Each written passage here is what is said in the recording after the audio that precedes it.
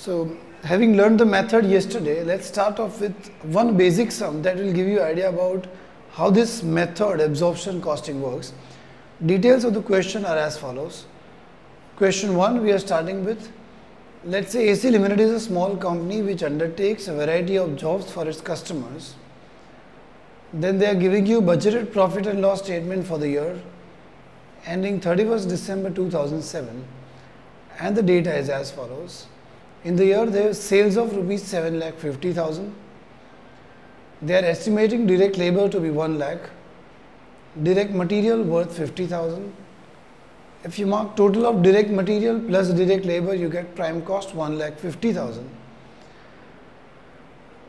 Fixed production overheads is 3 lakhs.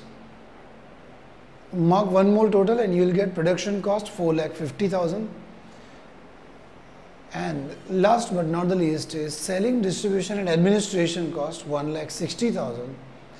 So they have total cost of 6,10,000, and if you subtract total cost from your sales amount, you will get your profit, that is 1,40,000. That's the budgeted data that they are giving you.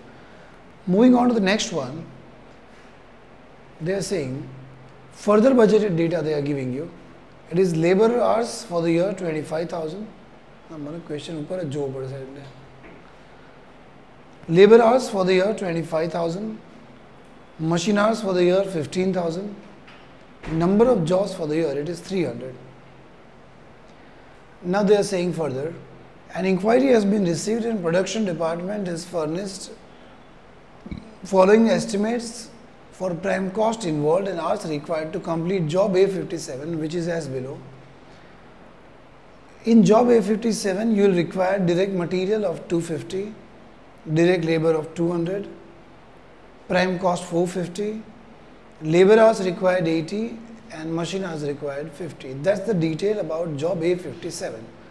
Moving further, we are required to find out, calculate by different methods 6 factory overheads absorption rates, and part 2, calculate the cost estimates for job A57 using in turn each of the 6 absorption rates calculated in part A. So we are given 2 tasks over here in this sum. First, by 6 method we have to calculate absorption rates, and then having calculated those absorption rates, we got to calculate works cost for job A57 using in turn those absorption rates calculated in part 1.